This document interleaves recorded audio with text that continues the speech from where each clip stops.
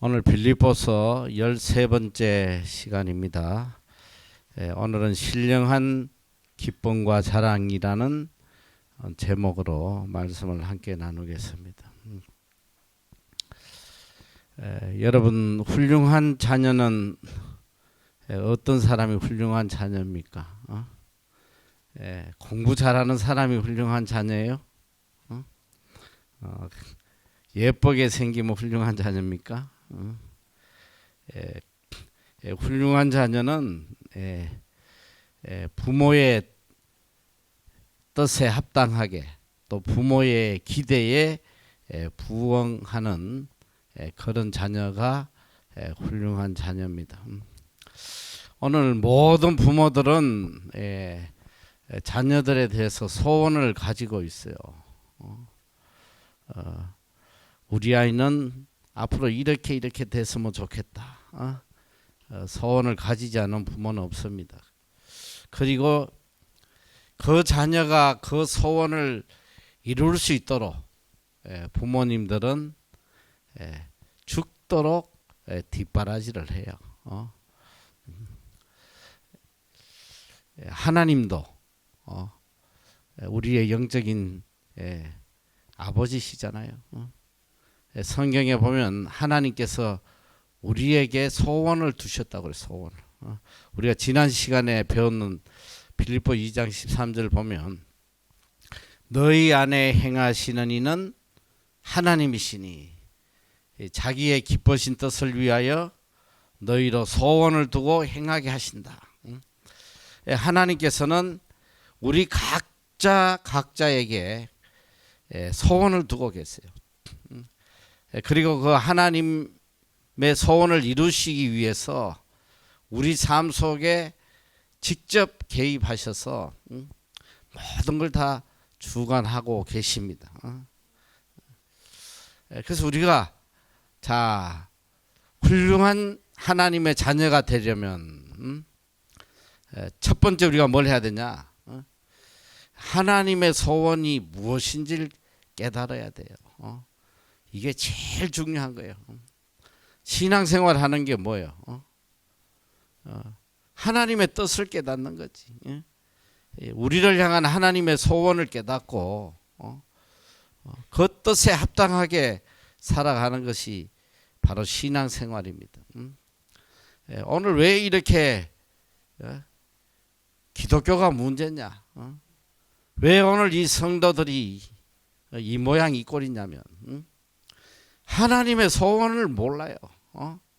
평생 예수 믿지만 내 소원을 이루려고 믿는 거지 하나님의 소원을 이루려고 신앙생활을 하지 않기 때문에 교회 구실을 못하고 일평생 신앙생활을 해도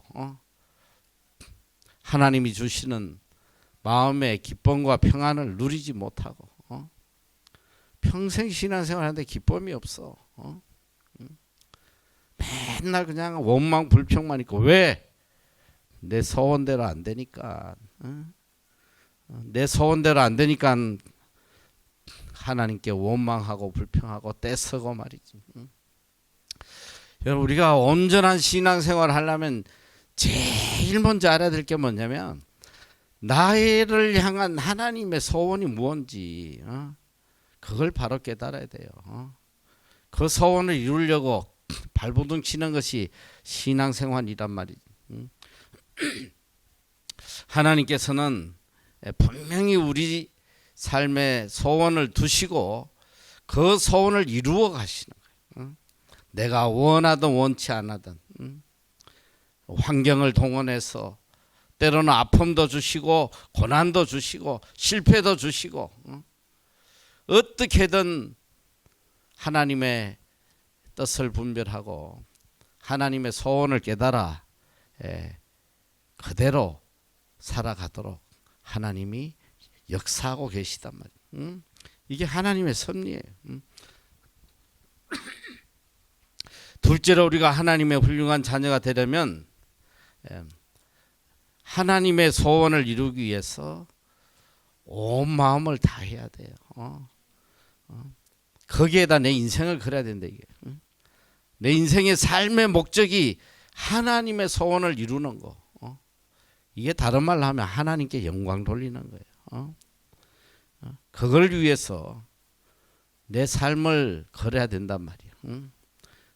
고린도전서 10장 31절 Whether you eat or drink or whatever you do, do it all for the glory of God.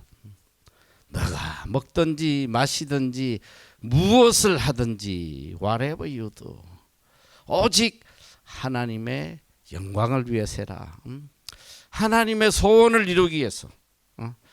내가 공부를 하는 것도 하나님의 소원을 이루기 위해서. 내가 사업을 하는 것도, 내가 결혼을 하는 것도, 궁극적인 목적은 그 모든 것을 통해서 하나님의 소원을 이루어 가는 것입니다. 하나님은 어떻게 하든지 우리의 소원과 욕망을 끊으시고 하나님의 소원을 이루어 가도록 우리를 이끌어 가주세요. 지혜로운 사람은 빨리 이 하나님의 소원을 깨달아서 그 소원을 이루려고 발부둥 치면 하나님께서 다 서포트 해주시는 거예요. 하나님의 소원을 이루려고 발부둥 치는데 하나님 방해 놓으시겠어? 물질이 필요하면 물질을 주시고, 또 사람이 필요하면 사람을 주시고, 건강이 필요하면 건강을 주시고,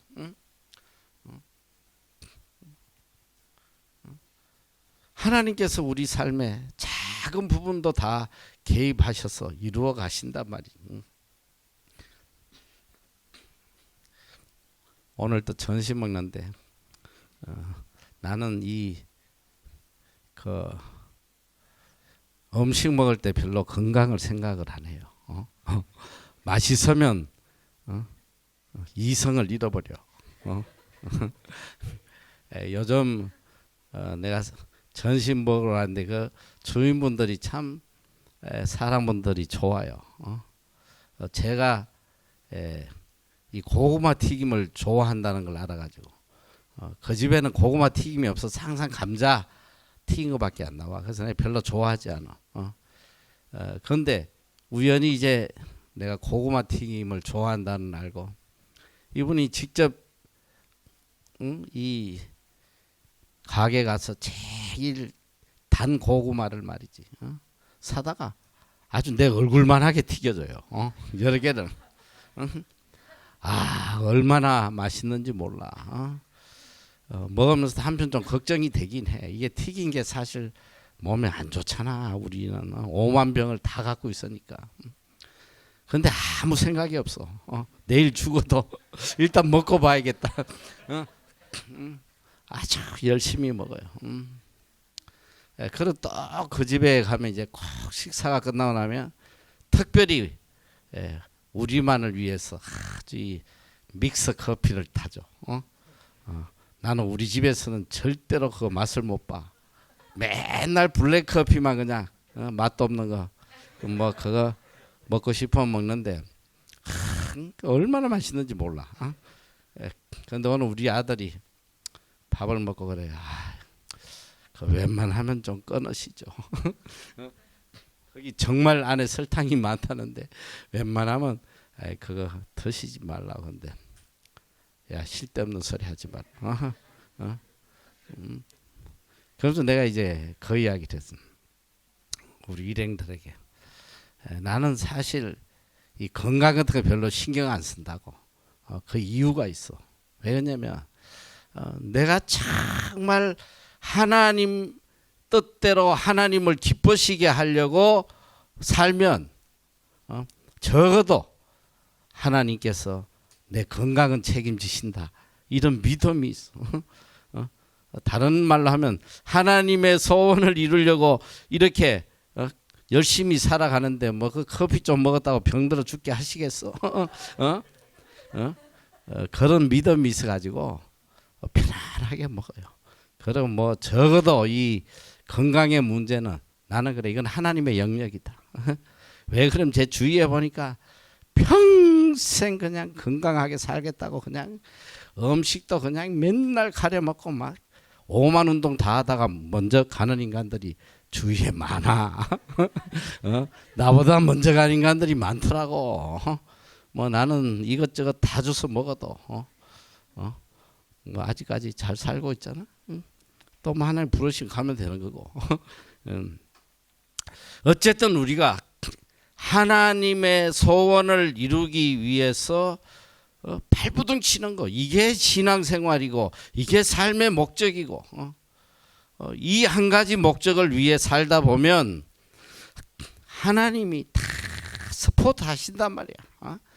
필요한 모든 것들을 다 서포트 해줘요. 사람이 필요하면 사람을 붙여주시고, 물질이 필요하면 물질을 부어주시고, 적어도 제가 이 뉴질랜드 와서 한 25년 동안 이건 뭐 정말 가슴 깊이 내가 매일 체험하는 놀라운 역사거든. 특별히 이 외국 사람들을 직원으로 데리고 일한다는 게 얼마나 어려운지 몰라요. 어느 날 갑자기 보면 그냥 내팽개치고 가버리고, 또 이거 어떤 인간을 구하나, 누구를 맡기냐. 사실 뭐 사람을 하나 쓴다는 게 얼마나 어려운지 몰라. 뭐 구하면 몰려오겠지. 그러나 정말 우리하고 비전이 같아야 되고, 적어도 우리 선교하는데 방해는 놓지 않는 그런 사람을 찾다 보니까 이게 사람을 찾기가 얼마나 어려운지 몰라요. 그래서 저는 이제 사람을 주로 볼 때 뭐 능력 같은 거는 보질 않고 대체로 일단은 크리스찬이어야 되고, 그 다음에는 좀 우리 선교를 이해할 수 있는, 뭐 그러다 보니까 대체로 내가 뽑은 사람들이 다 무능력한 사람들이 능력이 하나도 없어요. 그래도 내가 지나고 보면 지금까지 잘 왔어. 능력도 없고 뭐 그래도 뒤돌아보면 참 감격스러운 거야. 어떻게 내가 여기까지 왔나. 그런 와중에도 이 우리 사역이 얼마나 하나님께서 뭐 10배 이상 이게 커지도록 말이지, 복을 내려주시고. 그래서 우리는 살아가면서 다른 건 신경 쓸 게 하나도 없어. 딱 한 가지만 신경 쓰면 되는 거야.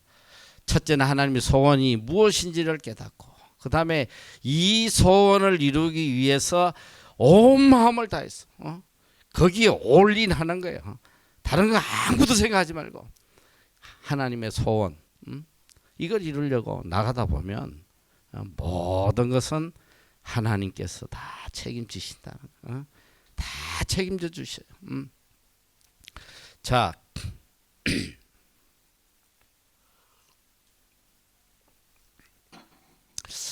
자, 오늘 본문 보니까 이는 너희가 흠이 없고 순전하여 어그러지고 거스리는 세대 가운데 하나님의 흠없는 자녀로 세상에서 그들 가운데 빛들로 나타내며 생명의 말씀을 밝혀 나의 다름질도 헛되지 아니하고 그 수고도 헛되지 아니하므로 그리스도의 말에 나로 자랑할 것이 있게 하려 함이라. 한 문장이 왜 이렇게 길어? 엄청 길구만. 이게 결론이 뭐냐면 하나님 앞에 흠없는 자녀로 우리가 살아야 된다. 우리가 하나님의 소원을 이뤄드리려면 하나님 보실 때 흠이 없어야겠지. 이는 너희가 흠이 없고 순전하여 어그러지고 거스리는 세대 가운데. 자, 오늘 여기 중요한 건 뭐냐면 오늘 우리가 살아가는 세상이 어그러지고 거스리는 세대다. 이게 평탄한 세상이 아니에요. 오늘 우리가 살아가는 이 환경이 호락호락하지 않단 말이야. 흠없이 깨끗한 삶을 살기에 그렇게 호락한 곳이 아니에요. 여기서 세대라는 말은 바로 오늘을 이야기하는 거예요. 내가 살아가는 이 세상을 이야기하는 것, 세상에 속한 이 모든 것을 통틀어서 세대라고 이야기를 합니다. 그런데 내가 지금 살아가는 이 세대가 거스리는 세대다. 거스리는 세대. 이 바울은 이 두 가지 말로 이 세대를 표현을 하고 있어요. 자, 하나는 어그러진 세대고 하나는 거스러진 세대다. 이 어그러졌다는 것은 삐뚤어지고 구부러졌다는 그런 뜻이에요. 이 원문에는 갈키라고 그래. 갈키. 이 뜻이 갈키야. 여러분 갈키가 뭔지 알아? 이 갈키는 낚시 바늘처럼 이렇게 깔꼬리 있잖아요. 이렇게 갈키. 갈키. 뭐 이렇게 낙엽 같은 거 막 끌어당고 할 때도 갈키로. 이 갈키는 뭐냐면 움직이면 계속 걸리는 거야. 여기도 걸리고 저기도 걸리고 한 발자국도 이렇게 평탄하게 가질 못해. 가다 보면 갈키가 계속 걸린단 말이지. 또 이 그다음 거스린다는 말도 사실은 같은 의미예요. 거스린다, 역행한다는 거예요. 내가 가는 길을 방해하는 거예요. 곡해하고 유혹하고 그리고 또 내가 하는 모든 일들을 순수하게 받아들이질 않아. 항상 색안경을 끼고 왜곡하고 말이지. 오늘 우리가 이 땅에서 하나님의 흠없는 자녀로 또 하나님의 소원을 이루려고 살아가다 보면 세상이 나를 그렇게 호락호락 놔두질 않아. 순수하게 받아들이지 않고 얼마나 대적하는지 몰라요. 거스린단 말이지. 하는 것마다 방해하고 핍박하고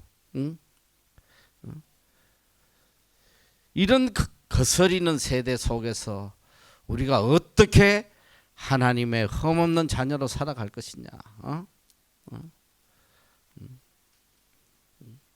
우리가 이 하나님의 뜻대로 합당하게 하나님의 자녀로 살아간다는 것이 그렇게 쉽지 않아요.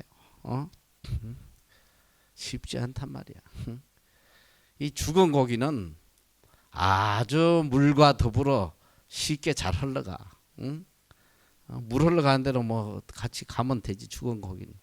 살아있는 고기는 이 물결을 거스리고 올라가야 된단 말이야. 오늘 우리가 하나님의 뜻을 이루려고 살다 보면 이 거스러진 세대, 어그러진 세대에서 얼마나 많은 핍박과 어려움이 많은지 몰라요. 이걸 이겨내는 게 신앙생활이거든. 믿음의 삶이고 이걸 이겨내야 돼. 자, 그래서 바울은 이런 세대 속에서 우리가 어떻게 살아야 되냐 이 세 가지로 이야기를 하고, 첫째는 흠이 없어야 된다. 흠이 없는 자로 살아야 된다. 이 헬라어로는 아멘푸토이라는 말인데 비판이나 이렇게 지탄을 받을 것이 없는 삶을 살아야 된다.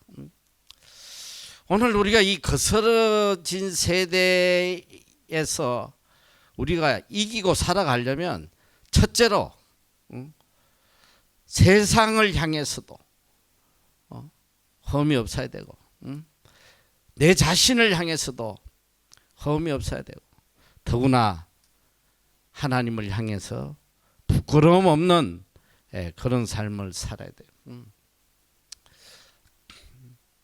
오늘 우리가 이 말씀의 이제 결론적인 한 부분의 말씀이 뭐냐? 이 세상의 빛으로 살아라는 것. 빛으로 생명의 말씀을 밝히면서 빛으로 살아라. 이게 하나님의 소원을 이루는 길인데 이러기 위해서는 첫째로 우리가 세상 사람에게 대해서 흠이 없는 자로 살아야 되는.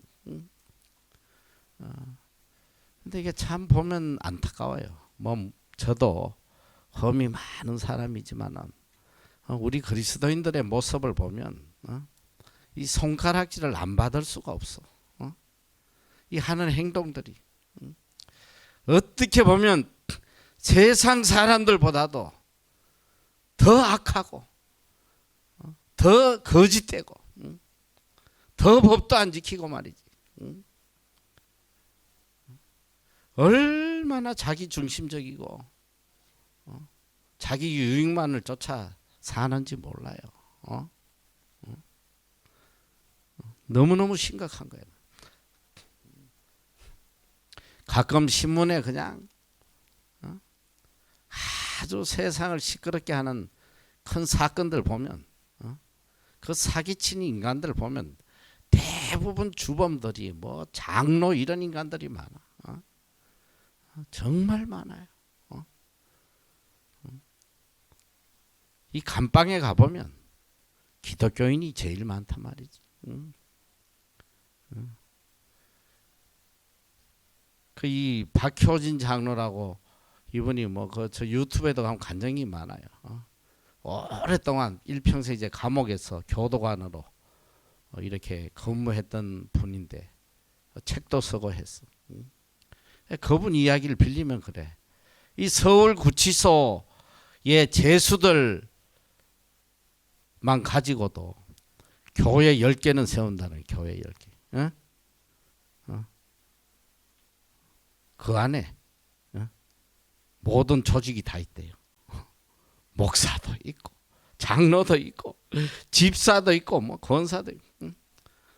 서울교도소 하면 교회 10개는 뭐 재직해 금방 만드는 거야. 참 이게 그러니까 이 세상이 기독교인들을 향하여 개독교라고 욕을 하고 말이지. 단순한 신앙에 대한 핍박이라고 생각하면 안 돼요.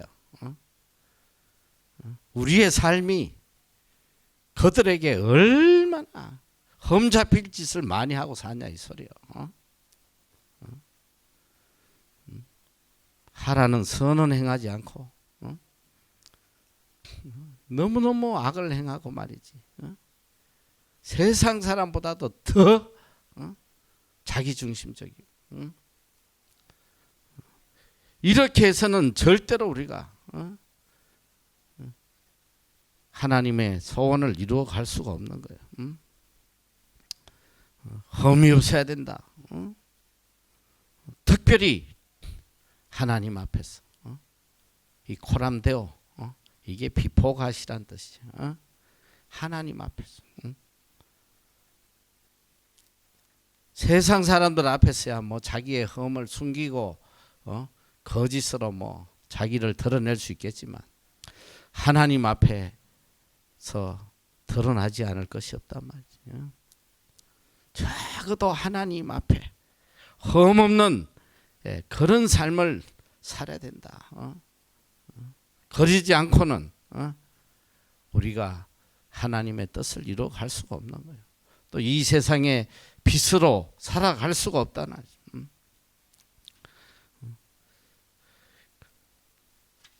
두 번째는 어떻게 살아야 되느냐. 여기 보니까 이는 너희가 흠이 없고 순전하여.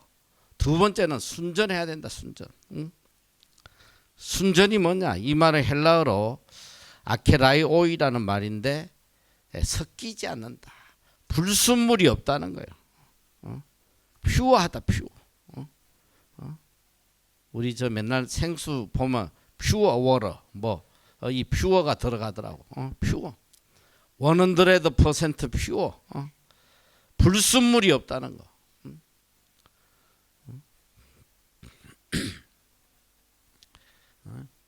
요새 뭐 이런 그게 불량식품들 말이지. 뭐 섞어 가지고 팔고 이 꿀에다가 막 설탕 엄청 넣어 가지고 팔아먹고.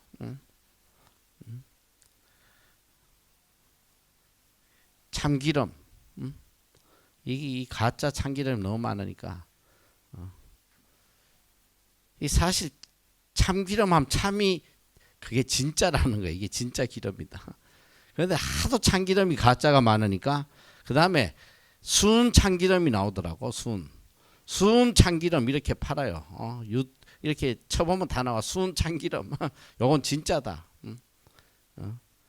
그런데 그 순 참기름도 하도 가짜가 많으니까 진짜 순 참기름이나 진짜 순 참기름 해가지고 막 광고하더니 또 보니까 내가 오늘 또 봤는데 100% 진짜 순 참기름 이렇게 해서 광고를 하더라.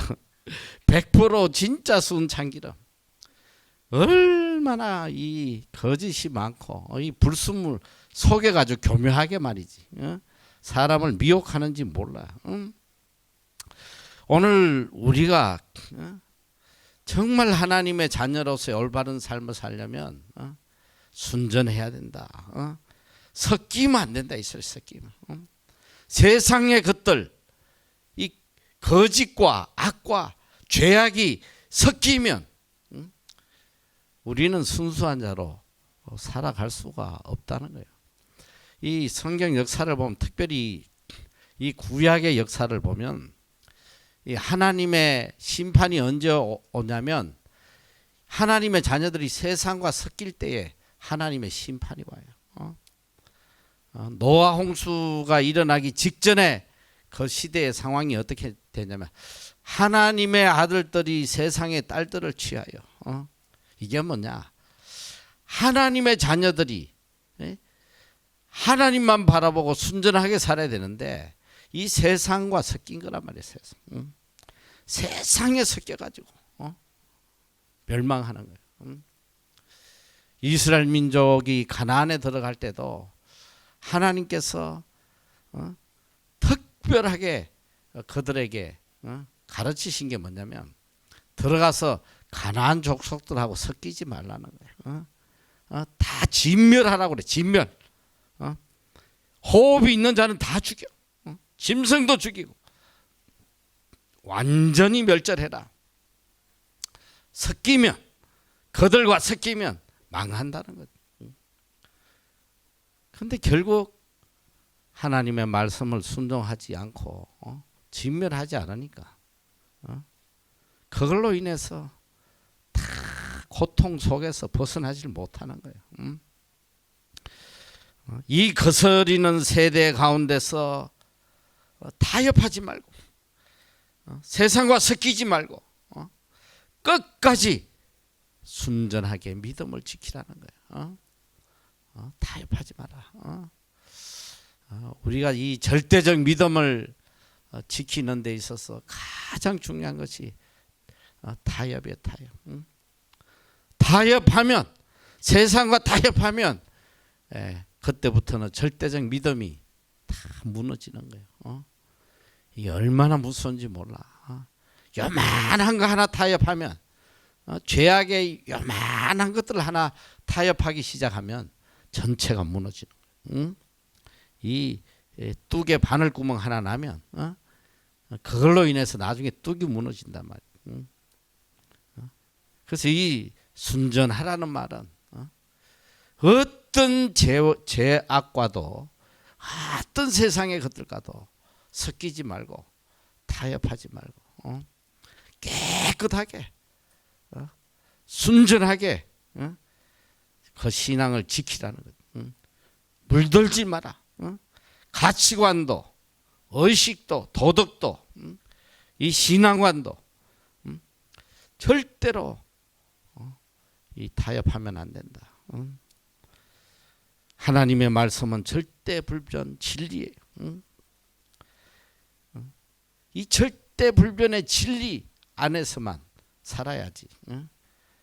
요거 한 발자국만 벗어나서 세상과 타협하면 망하는 지름길이라는 거예요. 자, 그리고 그 뒤에 또 이어지는 말씀은 너희가 흠이 없고 순전하여 어그러지고 거스리는 세대 가운데 하나님의 흠없는 자녀로 세상에서 빛들로 살아라, 이런 말씀인데 여기 15절에 나오는 이제 흠없는이라는 단어가 연이어서 두 번 나와요. 자, 뒤에 나오는 흠없는 이란 단어는 이 헬라 원문에는 처음에 나오는 흠없는가 이제 뜻이 좀 다르게 나오는데, 여기 흠없는 자녀, 여 헬라어는 아모마라는 단어인데 아주 허물이 없다, 전혀 허물이 없다는 뜻으로 써요. 하나님의 심판대 앞에 설 때에 전혀 부끄러움이 없는 자로 나타난다, 이런 뜻입니다. 그러니까 우리가 정말 하나님 앞에 흠없는 자녀로 산다는 것이 얼마나 이게 온 마음을 다 기울여야 되겠어. 온 마음을 다 기울이지 않으면 무너진단 말이야. 세상 사람들 앞에 내가 어떤 모습으로 보이느냐, 그거 중요하지 않아. 근데 오늘 보면 대체로 남들이 나를 어떻게 평가할까, 여기에만 그냥 온 정신을 다 빼앗기고 살지, 하나님 앞에 내가 어떤 자로 보일까, 그건 별 관심이 없어. 이게 문제란 말이야. 세상 사람이 나를 어떻게 보든지 그게 뭐가 중요해. 하나님이 나를 어떻게 보실까. 오늘 우리 하나님의 자녀들은 항상 어떤 순간이든지 하나님 앞에 서 있는 내 자신을 보며 살아야 된단 말이야.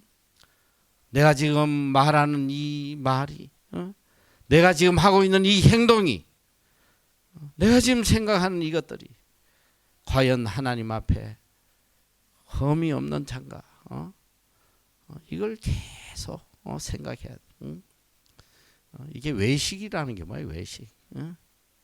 이 바리새인들이 하나님을 안 섬긴 사람들이 아니에요. 바리새인들의 이 경건의 삶을 따라가라면 여기 따라갈 사람이 한 명이나 있겠어? 철저하게 율법에 따른 삶을 살았으나 율법을 지켜서 생명처럼. 그런데 왜 버림받았냐? 그 율법을 사람에게 보이려고 지켰다는 거 아니야? 사람에게 보이려고. 하나님께 보이려고 지킨 게 아니고 사람에게 보이려고 했기 때문에 그들은 버림받은 거예요. 그래서 하나님이 그들을 너희들 회칠한 무덤이다. 회칠한 무덤. 회칠한 무덤 뭐야? 무덤 위에 그냥 햇가루를 덮어가지고 예쁘게 단장해요. 그런데 속에는 시체가 썩어져 들어가고 있단 말이에요. 이게 오늘 우리의 모습이라는 거예요. 사람 앞에서는 뭐 경건한 척 할지 몰라도 그 내면에 들어가 보면 시체가 썩어가고 있다는 거예요. 오늘 우리는 세상에 휩쓸리지도 말아야 되고 세상과 타협하지도 않고 오직 하나님 앞에 부끄러움 없는 자, 이 자가 되려고 발부둥 치며 살아야 된다는. 그리하여 하나님의 흠없는 자녀가 되라.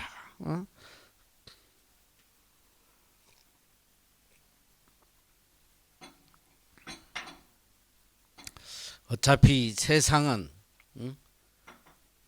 여기 본문 말씀대로 어그러지고 거스리는 세대, 우리하고 하나 될 수가 없어. 어차피 세상 사람들에게는 비난받게 돼 있고 핍박받게 돼 있단 말이야. 그러니까 흔들리지 말고 누가 뭐라고 그러든지 하나님만 바라보고 나가면 돼요. 참 오늘 우리 학교가 지금까지 이렇게 오게 된 것은 정말 많은 비난이 있었어. 우리가 이 교육 선교를 해오는 데 있어서 믿지 않는 자들이 비난하는 거는 뭐 그냥 아무렇지도 않아. 그런데 제가 보니까 나를 제일 힘들게 하는 게 뭐냐면 내가 가장 신뢰하고 의지했던 우리 직원들을 뽑을 때 특별히 선교사 출신들 이런 사람들을 뽑아서 맡겨놨더니 이 사람들이 제일 비난하고 핍박하고 말이야. 우리를 보고 광신도라고 그러고 뭐 그런 소리 들을 짓도 좀 하긴 했어. 왜 그러냐면 우리가 이 예배당이 없을 때는 수요일마다 산기도를 갔단 말이야. 수요일마다 수요 예배 대신에 수요일마다 산기도를 4년 동안. 그것도 또 좀 일찍 하고 안 내려오고 이게 왜냐면 이게 이 여름이 되면 이 선머 타임 되면 이 9시나 돼야지 어두워진단 말이지. 그러니까 그 화날 때 갈 수가 없었어요. 왜냐면 그 동산에는 사람들이 막 너무 많이 올라와. 그래가지고 사람이 없을 때 하자서 9시에 가서 산기도를 하는데 보통 뭐 내려오면 11시가 넘어서 내려와요. 그런데 참 지금 생각해 보면 우리 여러분의 선조들이 참 대단했던 것 같아.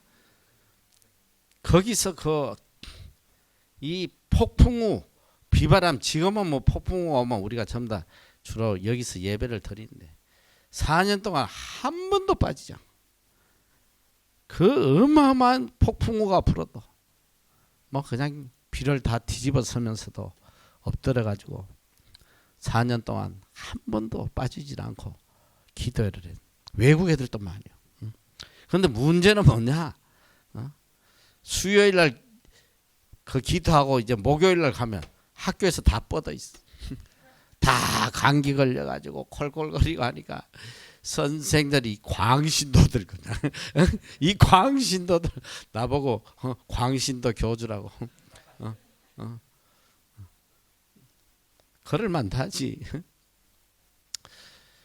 어쨌든 뭐 이런저런 수많은 비난이 있었지만 눈도 깜짝하지 아니하고 끝까지 우리는 뭐 하나님 기뻐하시는 일이라면 하자고 말. 그래서 오늘까지 하나님께서 이 사역이 오도록 지켜주셨다는 거예요. 때로는 오해도 받고 비난도 받고 또라이라는 소리도 듣고 별별 왕따도 당하고 말이지. 하지만 어떤 상황에서도 우리는 타협을 하면 안 돼. 세상하고 타협하지 않고 하나님의 흠없는 자녀로 세상에서 그들 가운데 빛들로 나타내며 생명의 말씀을 밝혀야 된다. 자, 첫째는 우리가 하나님의 흠없는 자녀의 삶을 살아야지만 세상의 빛이 될 수 있는 거야. 세상의 빛. 사기치지 말고 거짓말하지 말고 누구보다도 선행을 행하고 말이지. 자, 첫째는 빛된 삶을 살아야 되고 이 빛된 삶을 살고 그리고 그 다음에 생명의 말씀을 밝혀줘야 돼. 자, 이게 말씀이 있는 삶을 살아야 되는데 생각을 한번 해봐. 오늘 우리의 삶의 이 의무가 뭐냐면 예수님께서 성천하시기 직전에 감난산에서 제자들에게 너희들이 해야 할 일들이 이것이다. 마지막 이 커미션을 주셨단 말이지. Therefore go and make disciples of all nations. 너희는 가서 모든 족속으로 제자를 삼고 baptizing them in the name of the Father and of the Son and of the Holy Spirit. 아버지와 아들과 성령의 이름으로 세례를 주고 teaching them everything I have commanded you. 내가 너희에게 이 분부한 이것들을 가르쳐서 무수 사람들에게 가르쳐서 지켜 행하게 해라. 이게 우리에게 주신 커미션이란 말이지. 사명. 오늘 우리가 이 땅에서 어떤 사명으로 나가야 되냐. 모든 족속으로 제자를 삼아야 되는데 그게 뭐냐, 말씀으로 주님께서 가르쳐 주신 이 진리의 말씀을 그들에게 가르쳐서 지켜 행하도록 해야 된다. 그러니까 이게 다른 말로 말씀 있는 삶. 오늘 이 바울이 말한 말씀과 같은 생명의 말씀을 밝혀. 그래서 우리가 이 땅에 살아가면서 이 세상 사람들에게 생명의 말씀으로 그들을 밝혀줘야 되는 거예요. 이게 우리의 사명이거든. 정인의 삶을 살아야 된다. 사도행전 1절 8장에도 예수님 말씀하잖아. 세상 땅끝까지 정인이 되라는 거야. 정인, 윈니스. 정인의 삶을 살아라. 이게 우리에게 주어진 사명이에요. 그래서 우리가 이 빛된 삶을 살려면, 또 이 생명의 말씀을 밝히는 자로 살려면 내가 먼저 험없는 자녀가 돼야 되고, 내가 먼저 진리의 말씀에 서 있는 자가 돼야 돼. 나에게 말씀이 없는데 무슨 말씀으로 세상을 밝히겠어. 철저하게 말씀 중심의 삶을 살아야 돼요. 유명한 헬라의 이야기가 있습니다. 어느 장님이 이 밤길을 걸어가면서, 이 장님은 밤에 길을 가면 항상 이 등불을 켜서 들고 다녀요. 비록 자기는 보지 못하지만 어두운 데서 오는 사람이 나에게 부닥치지 않도록 이 등불을 항상 이렇게 밝혀서 들고 다녀. 그런데 어느 날 누가 와서 부닥쳐가지고 자빠졌어요. 그러니까 이 장님이 소리 질렀어. 나는 장님인데 너는 눈도 없냐? 어떻게 이 등불 하나 보지 못하고 나를 들이받는다냐? 이렇게 호통을 쳤더니 이 부닥친 사람이 등불을 이렇게 더듬더듬 만져보더니 하는 소리가, 자네 등불만 가지면 뭐하나? 불이 꺼져 있는데. 등불을 가진 것만 알았지 불이 켜져 있는지를, 꺼져 있는지를 몰랐단 말이야. 오늘 이게 문제예요.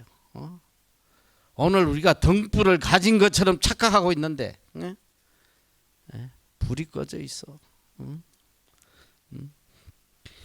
오늘 우리 하나님의 자녀들은 wherever you may go, 내가 어디 가든지, 직장을 다니든지 학교를 다니든지 시집을 가든지, 내가 가는 그 어느 곳에서든지 이 등불을 환하게 밝혀줘야 한단 말이야. 내가 가서 모든 사람이 밝아져야 돼. 기뻐해야 돼. 그리고 그들에게 생명의 말씀을 밝히는 이런 삶을 살아야 돼. 이게 그리스도인의 삶이에요. 그래서 주님께서는 산상순 마태복음 5장 14절에 보면 You are the light of the world. 너는 세상의 빛이다. 너희는 세상의 빛이다. 너희 빛을 세상 사람들에게 비추어라, 이 소리야. 그래서 믿지 않는 세상 사람들이 너희의 빛을 보고 하늘에 계신 너희 아버지께 영광을 돌리게 해라. 그 빛이 뭐냐? 성경에는 good deeds, 너희 착한 행실을 보고. 너희는 세상의 빛인데 세상 사람들이 그 빛을 보고 너희 착한 행실을 보고 하늘에 계신 너희 아버지께 영광을 돌리게 해라. 우리가 빛된 삶을 살아야 된다. 그건 다른 말로 뭐냐? 우리 삶에 이 선행이 몸에 배에 있어야 된단 말이야. 믿지 않는 자들도 우리의 선행을 보고 하나님께 영광을 돌려야 돼. 우리가 요즘 매주 2번씩 노숙자들 사역을 나가잖아. 매번 나가면 그 참 감동적인 게 뭐냐면 그분들이 자기 입으로 막 하나님을 찬양해. 하나님을 찬양해. 우리의 조그만 선행을 보고 막 하나님을 찬양. 가디서 구시라 그러고 뭐. 오늘 우리가 누구든지 우리의 삶을 보면서 이 빛을 볼 수 있어야 돼요. 그리고 이 또 결혼해서 이 며느리가 또 시집가면 그 집에 빛이 돼야 돼. 모든 식구들이 나로 인해서 기쁨이 넘치고 말이지. 그래야 되는데 아주 요새 인간들이 이게 뭐 시금치도 안 먹는다고 그래. 시금치도 시자 들어간다고. 이게 무슨 세상의 빛이 되겠어. 내가 가는 어느 곳에 이 빛이란 건 다른 말로 하면 촛불과 같은 삶이야. 촛불. 이제 예수님 당시에 이 등불이라는 것은 뭐 우리 어릴 때도 그게 있었어요. 이제 여러분들은 박물관에나 가야 보지만 우리 어릴 때도 이 전기가 없었단 말이에요. 웬만한 집들은 시골에는 초롱불을 켜고 산 초롱불. 이 초롱불이 뭐냐면 심지에 이 밑에다가 이렇게 석유를 부어가지고 이 심지가 이제 그 기름을 빨아 올려서 타요. 그 나중에는 이 빛을 발하고 심지가 다 타버리고 없어. 기름도 없어지고. 이게 뭐냐?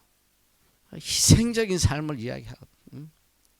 내가 남에게 빛을 비추기 위해서는 반드시 따라야 될 게 sacrifice, 희생이란 말이야. 희생 없는 삶은 절대로 빛을 발하지 못해. 내가 이 빛을 발하려면 내 시간도 태워야 되고 물질도 태워야 되고 자존심도 태워야 되고 아낌없이 다 태워야지 비로소 빛의 사명을 감당할 수 있는 거예요. 근데 짓거나 하나도 안 내놓고 말이지. 아주 소망이 없는 애들이 보이들 가끔. 아주 짓거는 절대 안 해놔요. 내 거 요만큼만 희생되면 막 눈알이 뒤집어져 버려. 우리가 이번 주에 이 많은 나눔 운동을 시작했잖아. 우리가 수원에 나눔 센터에 이제 그 후원금으로 좀 한 달에 10,000원씩 해라. 지금 이 우리 그 뭐야 단톡방 있냐? 거기에 지금 들어와 있는 애들이 정확히 425명인데 어제 그 나눔 뭐 그거 많은 그거 하라고 그랬더니 바로 뭐 새 놈이 기어 나가더라고. 그래서 바로 내가 끌어다가 다시 넣었어. 어딜 나가 이러고. 아니 거기 적어도 들어와 있는 인간들은 그래도 여기서 6개월 혹은 1년 혹은 1년 6개월 전액 장학금 받으면서 많은 혜택을 누리고 하나님의 은혜를 입고 돌아간 아이들 아니야. 그리고 여기서 훈련받을 동안 귀가 아프도록 구제해라. 이게 구제가 너희들 축복의 통로다. 이게 하나님에게 복받는 길이다. 어떻게든 이 선행하는 삶을 살게 하려고 사실 뭐 그 운동을 한 이유가 돈 때문에 하는 건 아니야. 그게 뭐 돈 많은씩 낸들 뭐 얼마나 도움이 되겠어. 1년에 몇 억을 우리가 지금 거기다가 사용하고 있는데 어떻게든 여기서 배운 대로 이 좀 사랑을 실천하고 복 받는 자로 살아라고 이제 그 운동을 시작했는데 안 기어 들어와. 응? 나는 하면 바로 그냥 한 399명은 들어올 줄 알았더니 그래도 많이 들어왔다고 해야 되나? 내가 오면서 그러니까 91명인가 뭐 91명이 많이 들어왔다고 생각하니 너희들? 어쨌든 참 희생을 하려고 하지 않아요. 이 세크리파이스 이거 하지 않으면 나는 일평생 살아도 복된 자로 살 수가 없어. 하나님의 복을 기대할 수가 없단 말이야. 하나님의 공의. 나는 정말 이 하나님의 공의가 너무너무 감격스러운 거예요. 뿌린 대로 심은 대로 거둔다. 이게 하나님의 공의거든. 심으면 반드시 거두게 해 주신다는 이 하나님의 공의, 이게 얼마나 소망적인 말씀이야. 이거보다 더 확실한 약속이 어디 있겠어. 세상은 절대로 그렇지 않아. 아무리 투자해도 다 망해버려요. 절대로 성공하는 사람은 진짜 몇 프로 되지 않아. 투자한다고 뭐 다 이익을 남긴다면 누가 뭐 투자 안 하겠어. 세상은 그런 공의가 없어. 그러나 하나님의 공의는 반드시 심은 대로 거둔다. 내가 이 진리를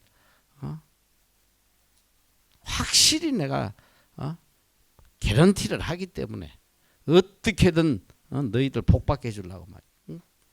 어떻게든 이 작은 것부터 좀 시작해서 축복의 길을 열어주려고 지금 이 운동을 시작을 했는데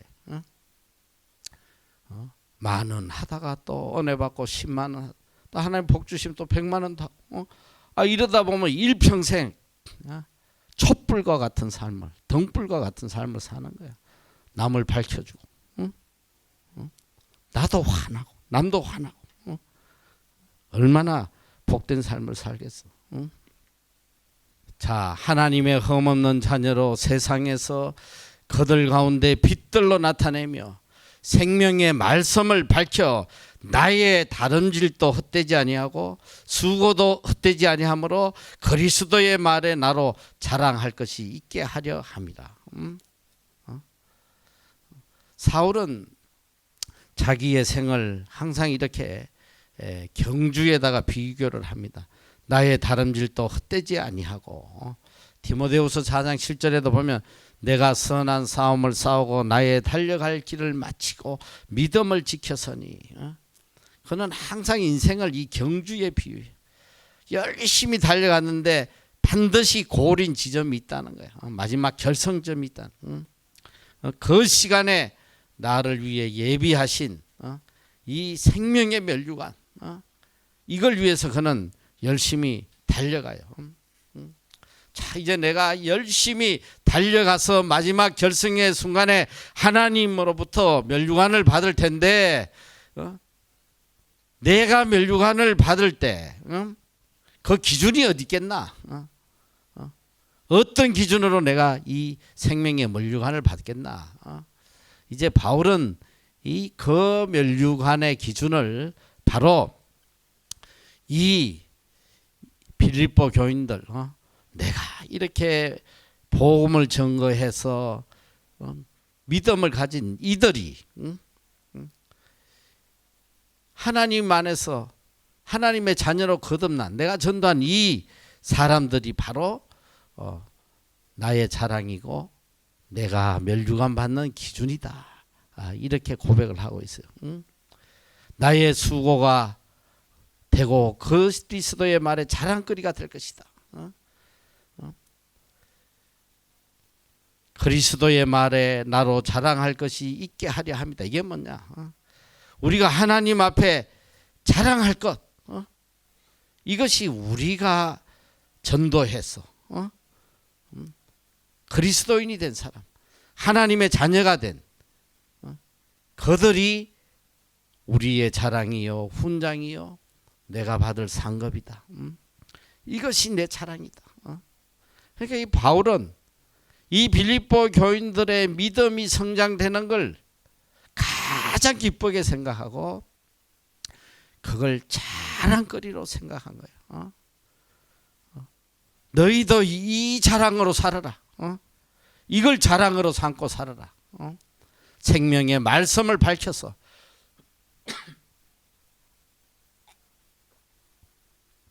복음을 전가하고 영혼을 구원해서 그들이 너희들의 자랑이 되도록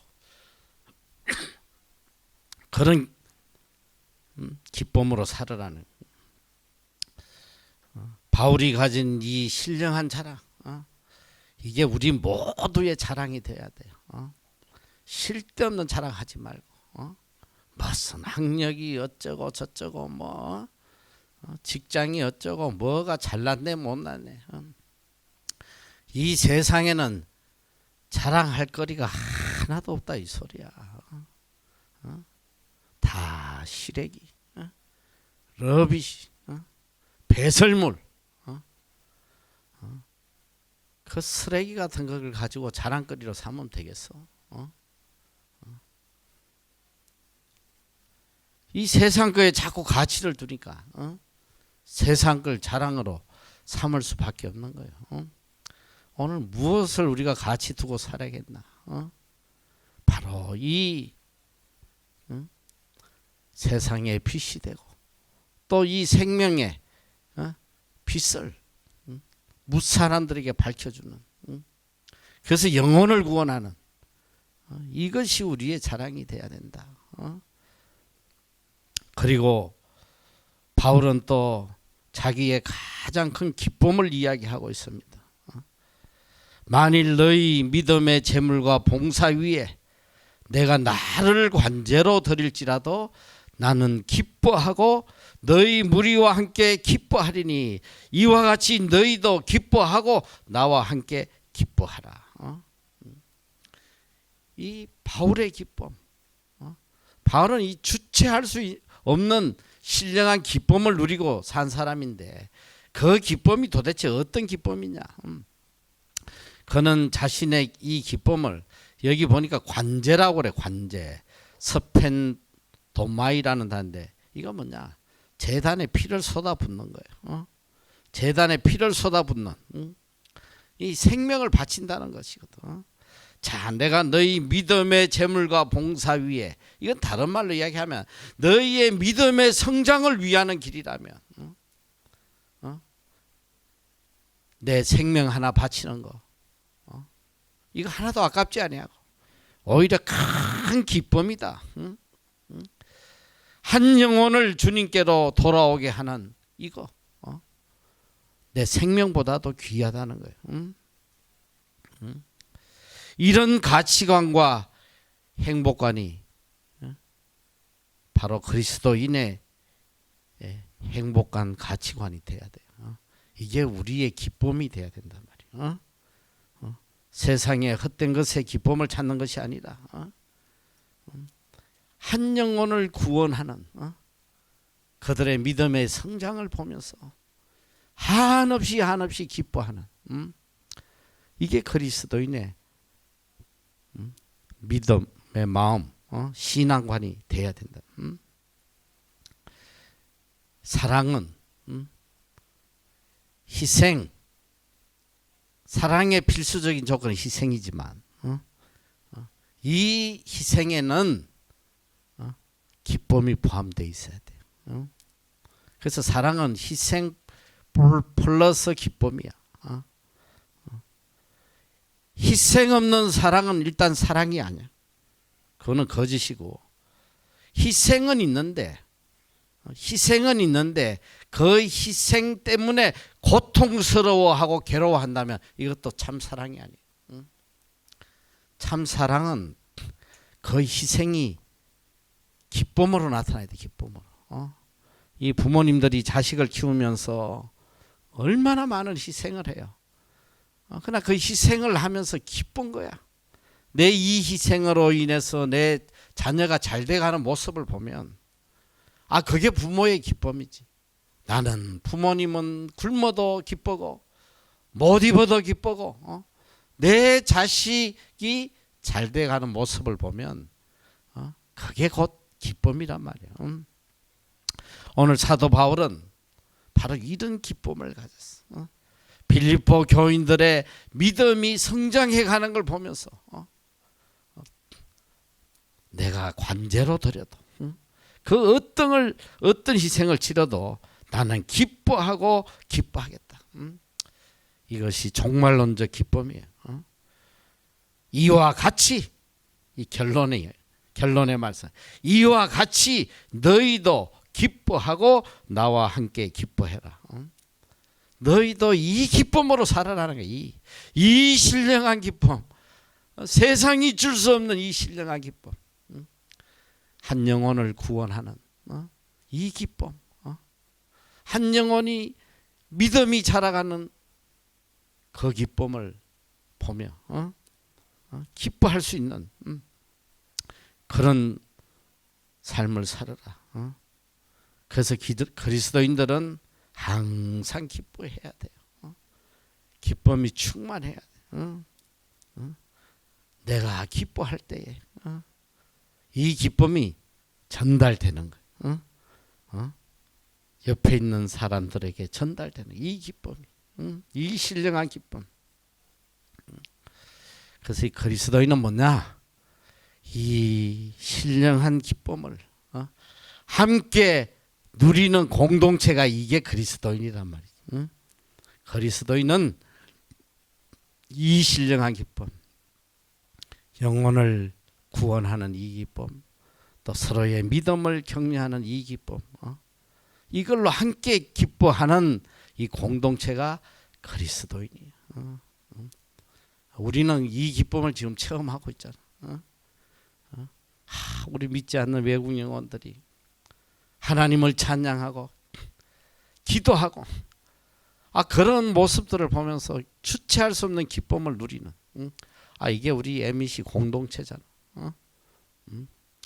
바울은 오늘 이 빌립보 교인을 위해서 교인들에게 강하게 말하고 있습니다. 내가 누리는 이 신령한 기쁨을 너희도 동일하게 누리기를 원한다. 오늘 여러분도 이 신령한 기쁨 안에 살아가시기를 축원합니다. 기도했습니다. 사랑의 하나님 감사합니다.